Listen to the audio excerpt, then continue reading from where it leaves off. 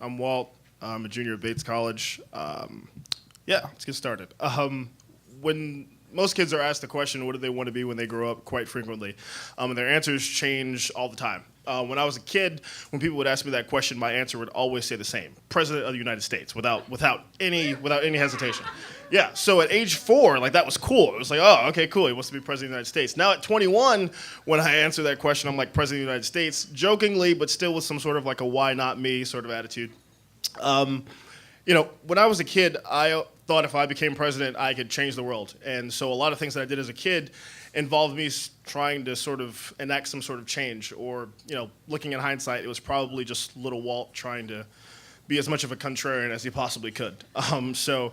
It's sort of like the first time in first grade where I decided to just not stand for the Pledge of Allegiance, just for no other reason than a conversation with my dad accidentally revealed that there was no law that told me that I had to do so. So I was like, what the hell? Or, one day in kindergarten when this young girl told me that I couldn't sit at the front of the bus because that was her favorite seat. And I was like, I can sit wherever I want, Rebecca. Like, this is my seat, see Rosa Parks. Like, I can sit wherever I want to sit. So a lot of the things that I did as a kid trying to sort of, push my agendas or try to, make people understand my feelings made for some very interesting dinner table conversations and even more interesting parent-teacher conferences. But nothing ever really topped my third grade year, where me and 3 of my best friends decided to figure out a way to abolish our Christmas homework packets. And so, this is a story about that. So, we were having a random history lesson about the Seneca Falls Convention, and people know the story, right? Lucretia Mott, Elizabeth Cady Stanton, they write a document just explaining the fact that they couldn't vote, and amongst other rights that they were being denied. And so, they wrote a document, got everyone to sign it. After some very slow-moving progress, they got the right to vote. To me, the story took a very separate meaning. Like, wait, they wrote a document, got everyone to sign it, they got what they wanted. So I was like, okay, let's figure out a way to do that. And so they're telling the story, and as my best friends, Hike Siraji and Andrew Watson, we hated these Christmas packets because we were neighbors, and so to us, Christmas wasn't about doing homework. We wanted to play video games, terrorize our sisters, make snow angels, do all the things that third graders used to, just get in trouble for. And so I came up with ways to sort of, the entire lesson about the Seneca Falls Convention was just a segue into the fact that we had to write about the convention in our Christmas homework packets. And so I immediately just began thinking about the convention and crafting language in my head because I too had been denied a basic human right to spend my Christmas break doing whatever the hell I wanted. So I said, I'm going to figure out a way to make this happen. I told my friends about it. They were in. Immediately, we had said to ourselves that we were going to keep this a secret until we had the documents ready and get everybody to sign them. And that lasted for about 5 minutes because Jaslyn Medina walked by. And Jaslyn walked by, and I had said, because I got the idea from a women's convention, it would be smart to add a smart woman to the team. And that's what I told the guys. The real thing is Jaslyn was really cute. And so I had said, this was a great time for her to see my leadership capabilities. Like, what girl wouldn't want to date the guy that got the Christmas packets abolished? Like, that's huge.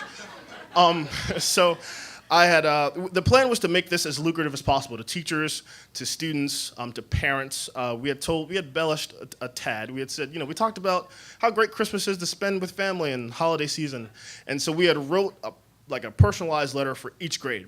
So we started with the first grade, and we got there. The first graders were all about it. Some of them were scared because they thought they'd get in trouble if they signed it, but we told them everything would be fine, if we had some real authority in this thing. And so everything was great. The next couple days, we got first and second grade done, obviously going back to classes, making sure we didn't miss any kids that were out sick. And everything was looking up. I'm sure you guys are wondering where the teachers were. They were there. They were all about it. They didn't want to grade these things just as much as we didn't want to do them. And so they let us know, hey, they were totally encouraging.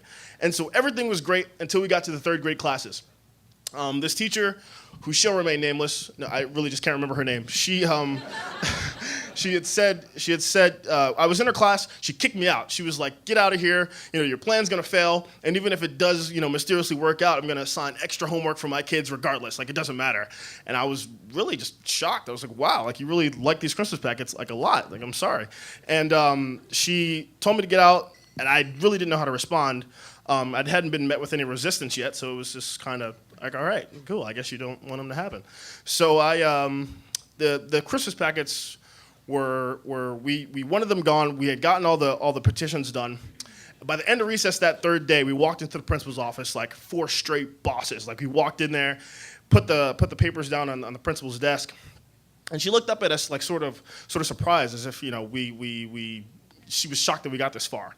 And so it was 30 seconds of awkward silence, and I was never been more intimidated in that moment than I've been in my life. And something in me just decided to say something. It was something like, we've done our part, now you do yours. And she looked at me with this sort of stern stare that I thought only my mother could do, and I was like, please.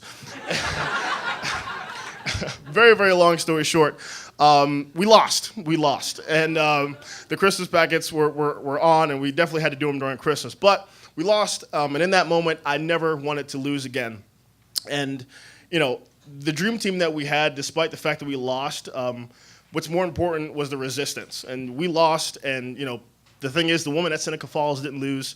Rosa Parks didn't lose. Colin Kaepernick did not lose. Small moments, like wins and losses happen, right? And small moments, such moments like that let me know that the resistance is the key to living in this country, and it's the key to making change happen in this world. And I told you guys at the beginning that I wanted to be president because I could change the world. And despite what I become, despite what you become, despite what you do, resist. And I guarantee you that slowly but surely, the idea that we have of changing the world will one day come to fruition. Thank you.